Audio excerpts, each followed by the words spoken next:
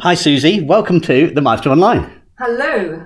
Thank you so much for being with us. It's an absolute pleasure, Robin. So tell us about how your interest in music began. Where did you start out? Was it a family support thing, or was it just you took a big interest? Or Yeah, it's very influenced by my father, but essentially I'm told I started singing at 3 and didn't stop, haven't stopped since.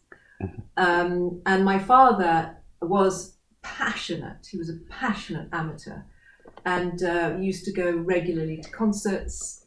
He was an amateur tenor. He took me age 9 to the local church choir. He sang tenor, I sang treble in St John's Wood. And I used to accompany him to concerts. He was very knowledgeable and deeply passionate about all the arts, but specifically classical music. So he was a huge influence on me. so is church choral then for you where your real musical education journey, love, Yes. passion began? In terms of practical application of my passion for music, yes. So it was two things really. One is that I started singing in the church choir with my father from a very young age and sang then in choirs all my life. And secondly, going to concerts a great deal as a young person. And thirdly, learning piano with a very, very good piano teacher who taught me rigor. That was Joy Bleck, who was Harry Bleck's daughter. So The most terrifying piano teacher. so discipline began. Huge discipline. And I started quite late on the piano. I think I was 11. But it was that rigor, that pedagogical rigor that came from my piano teacher, which really informed all my learning from then on. So when you talk about that pedagogical rigor, do you mean technique? Do you mean how much you practice? It was a combination. So, for example, how to phrase, micro detail, insisting on excellence at every level, understanding a phrase, understanding, sequence of chording, understanding every dimension of a musical phrase in the classical repertoire. Really, she was incredibly detailed, incredibly demanding of quality, and so that rigor, and spending hours and hours and hours on a page of music. So that sounds like you were learning technique, musicianship, theory, and everything through the piece. That it was a kind of a very holistic approach, bringing Very out the best holistic. in every way. So I have a great deal to thank her for. Yeah. Brilliant. So at what point then did you kind of realise that music was going to be something that you took further, that maybe it was going to be your life? I think it was there all along. I never contemplated doing it. I remember my mother saying, I think you ought to be an architect when you grow up. So she gave me, and I think it's because she had started to study architecture at university in Japan and then had given it up. So she understood that it's useful for a child to have some sort of academic and vocational goal. But I don't recall ever really contemplating anything other than music. Sounds like the architecture version of the parent that regrets giving up the piano and gets the child to learn. Exactly, very much. And my father, who actually started learning the piano as an adult, all the piano music that I learnt was really I think he encouraged me so that he could vicariously learn the music I was learning.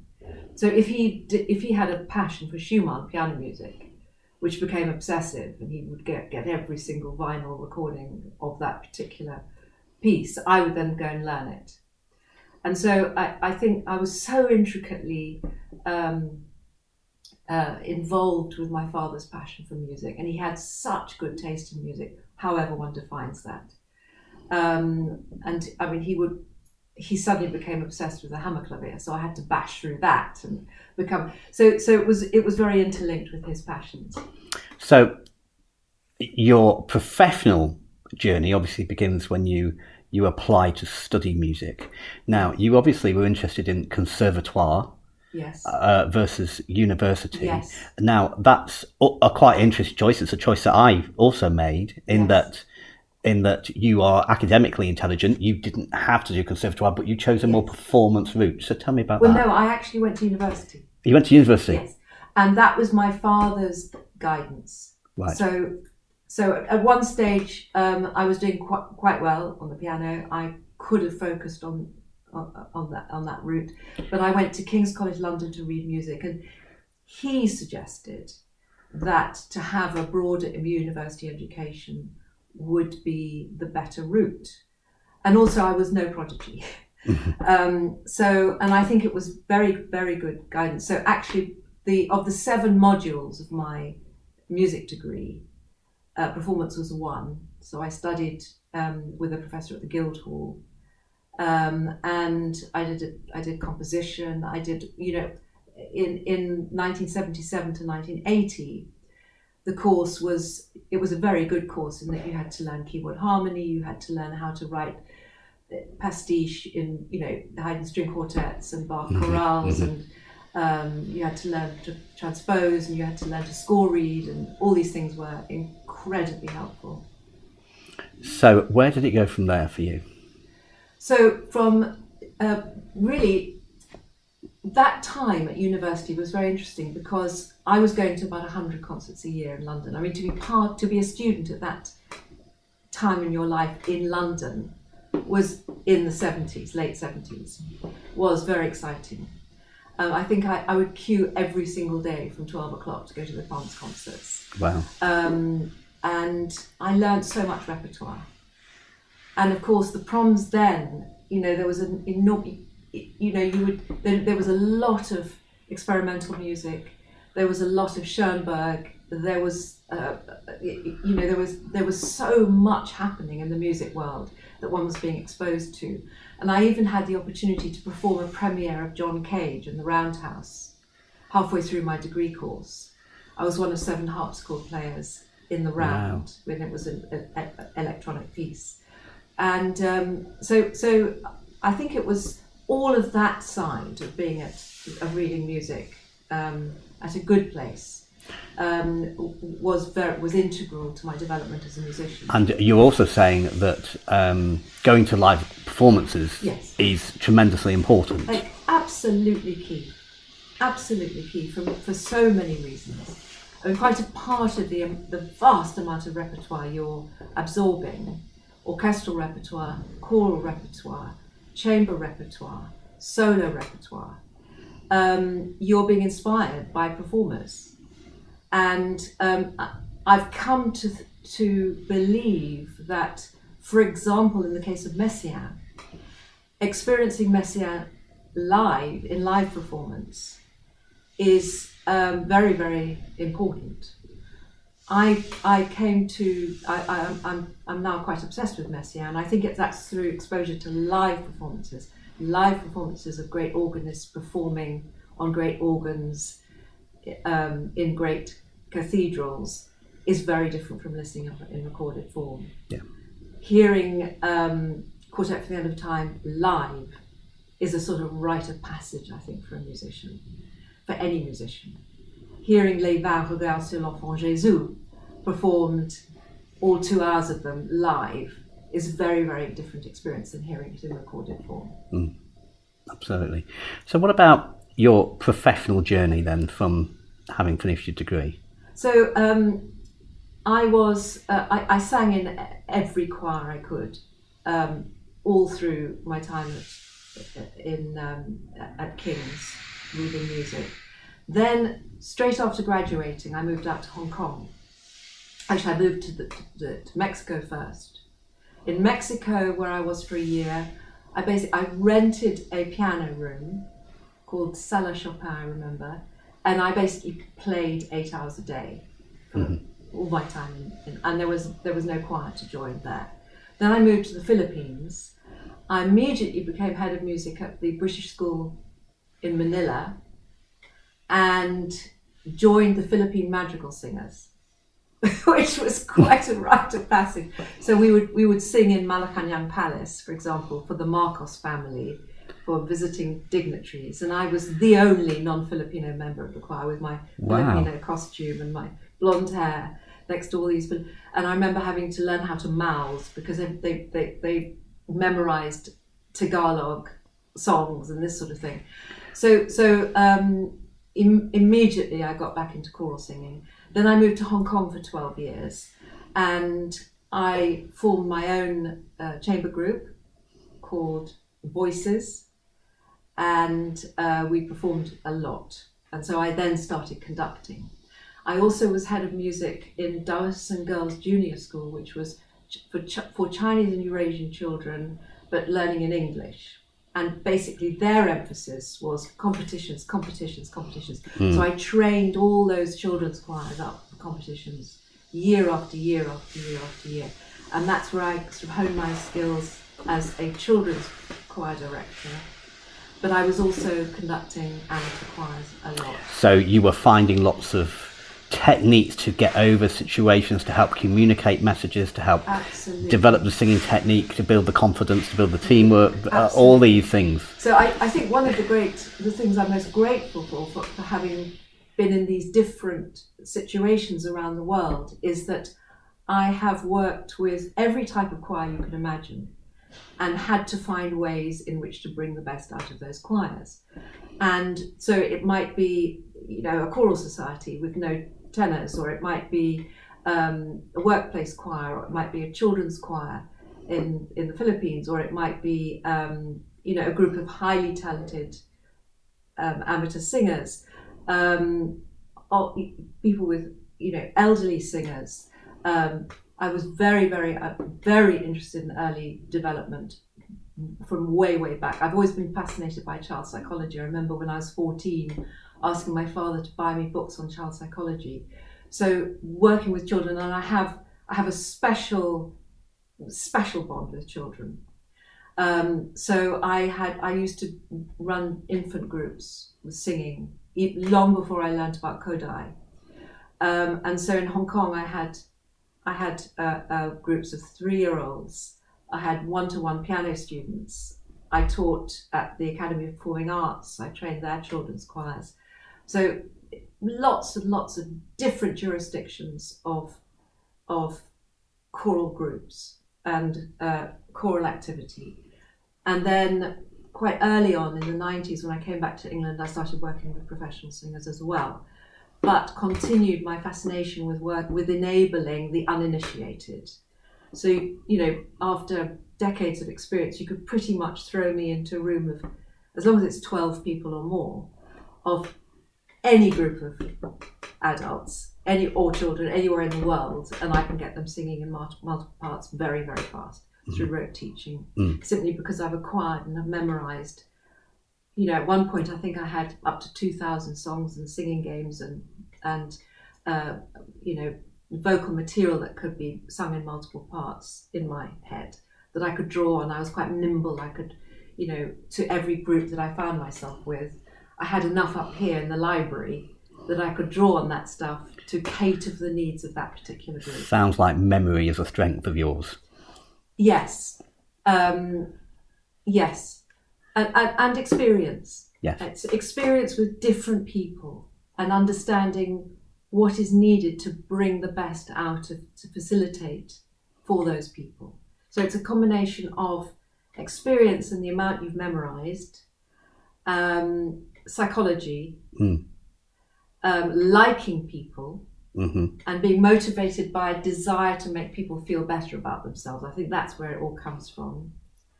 And using your skill to deliver that. And knowing something about the voice. So it's multi-dimensional, and you have to be very nimble because you can't just use the same formula with different groups of people. So at some stage, all of this educational background has given you an amazing grounding, and then your career's gone in different directions from that. Yes. I think it's my Asian roots, because my family has been in the Far East, unbroken generations since 1917. So I've got this sort of Asian entrepreneurial thing, which is kind of, I almost have no control over. It's kind of embedded in the DNA. So I'm a sort of serial entrepreneur. And so I will have a light bulb moment, and then I'll create an organisation, And then I'm very, very, very keen on succession. So I will then make sure that that organisation is self-sufficient, rather like having a child who then goes off into gainful employment. Yes. You're there for an emergency, but you want to make sure that it's free and Yes, there's an ongoing heritage. Yes. So, and then I will have my next light bulb moment. So the sequence has been, since coming back here to the UK, has been Voices Foundation, Voce Chamber Choir, Singing for Success, which was really the only time I made any money, which is team building and leadership in big corporations, which was fascinating because you usually then had people who really did not want to be singing. So you got used to fear and skepticism, and you had to make sure that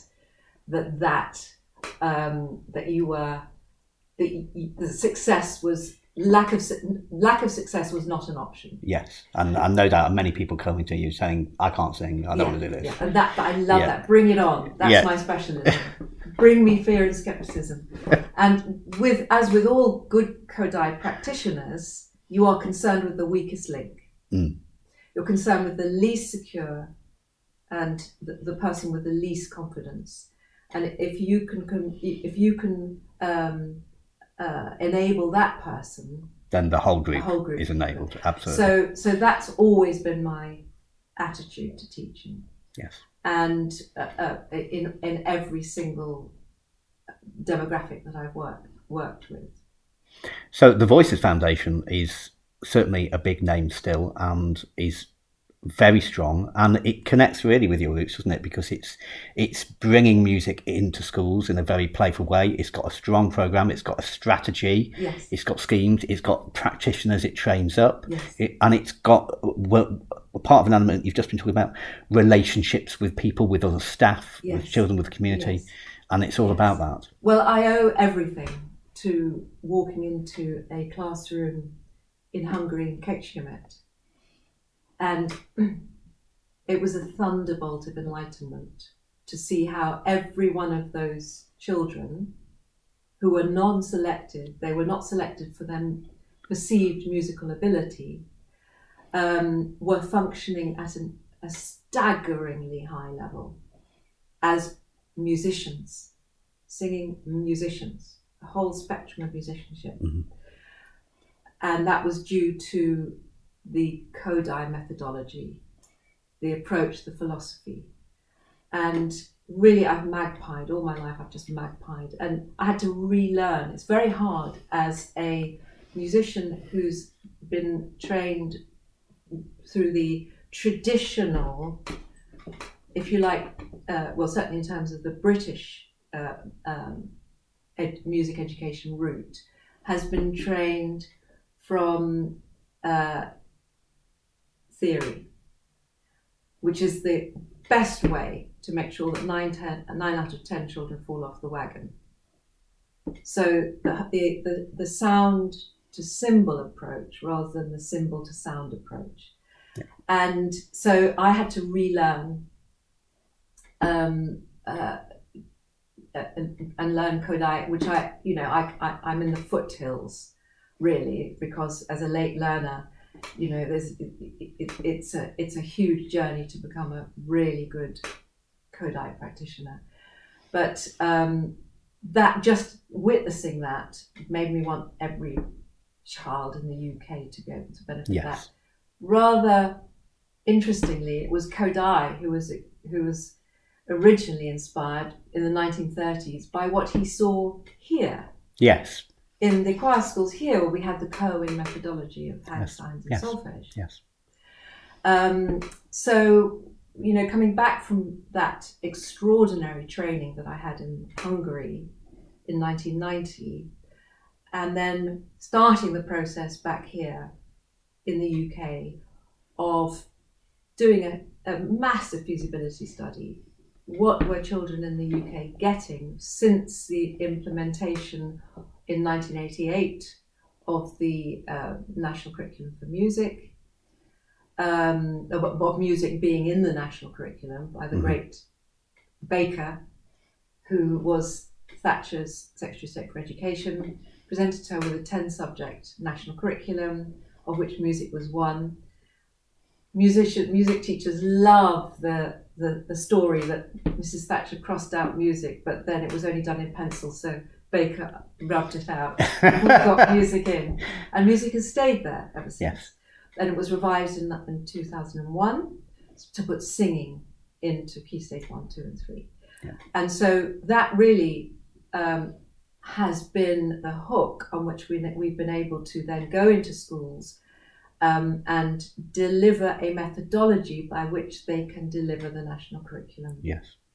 Which is a good framework for primary teachers. And then you've also gone off in different directions. I mean, you're highly respected as a choral conductor, and obviously you've just explained a lot of that background that's led to where you are. And also you're also working with degree level, etc., as well at that higher level. So tell us about the route into the higher levels. As a teacher in Los Angeles. Yeah, go for it.